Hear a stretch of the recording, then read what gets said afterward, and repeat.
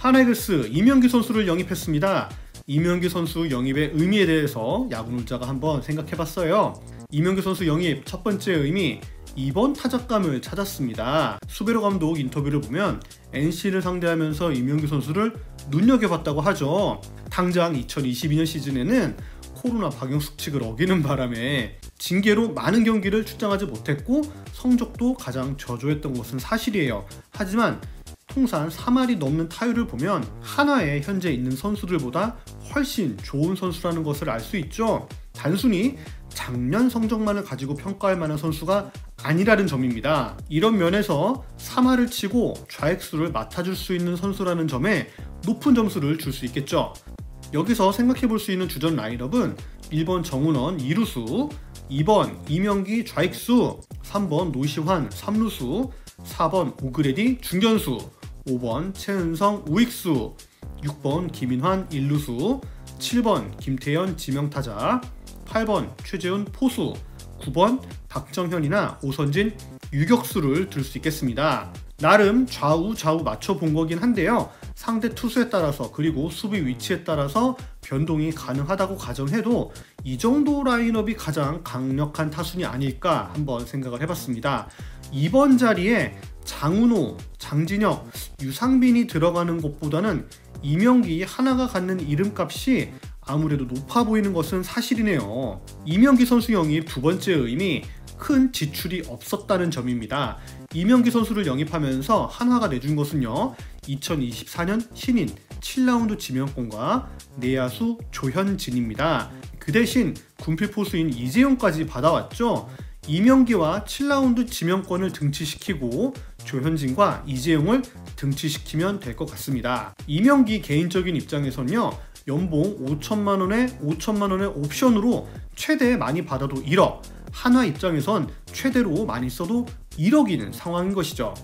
이명기는 야구 선수 생활을 이어나갈 수 있다는 점을 가장 큰 장점으로 생각했을 거고, 한화는 그런 기회를 제공했다는 점에서 서로 윈윈인 거래를 한 것으로 보입니다. 그리고 조현진이 유격수를 볼 수 있는 자원인 점이 아쉽다는 분들도 계시지만, 군필 포수 이재용을 데리고 오면서 당장 김석훈까지 계약해서 포수로 써야 했던 상황을 어느 정도 해결하는 계약으로도 생각을 해볼 수가 있겠어요.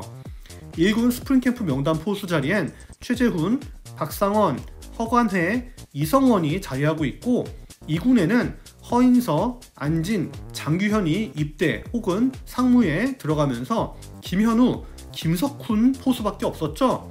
그렇기 때문에 2번 타자 자리를 채우면서 약했던 부분인 2군 포수 부분도 같이 보강할 수 있는 트레이드라고 평가할 수가 있겠습니다. 손혁 단장님 미국에 계실 텐데 아주 용의주도하게 또 이런 딜을 이끌어내시다니 좀 놀랐습니다.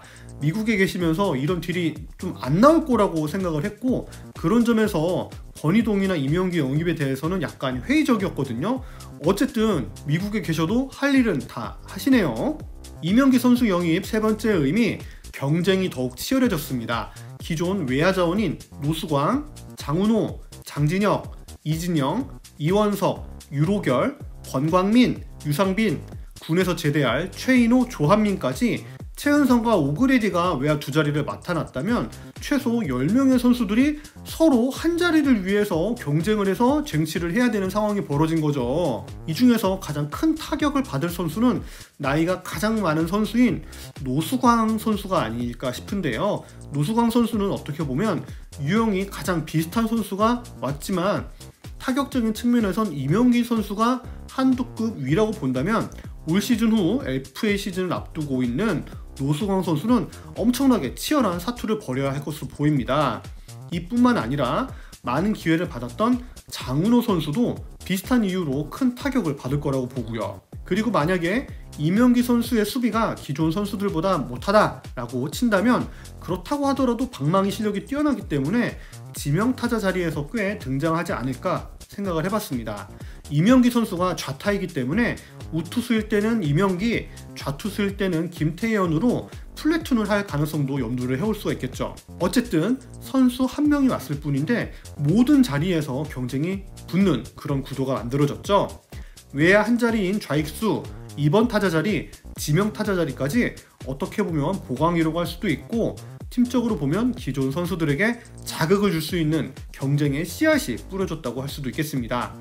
수베르 감독도 이런 측면에서 팀이 강화된 것 같아 기분이 좋다고 밝혔죠. 여기까지가 제가 생각해본 이명규 선수의 영입의 의미이고요. 이명규 선수는 1군 스프링 캠프지인 미국에 바로 합류하지 않고요. 2군 일본 캠프에 먼저 합류를 합니다. 어차피 2월 24일 이후엔 미국 캠프가 종료되고 일본으로 넘어가니까 그때 1군에 합류할 것으로 보여지네요. 통산 타율 3할 6리에 WRC 플러스 102.1을 기록한 교타자 이명규 선수가 올 시즌 어떤 모습을 보여줄지 참 기대됩니다. 3할 타율에 안타 100개 이상 때려내주면 참 좋을 것 같네요. 연봉 5천만 원의 이 정도 성적이면 아주 혜자스럽겠어요. 제가 준비한 소식은 여기까지입니다. 들어주셔서 감사합니다. 야구놀자였습니다.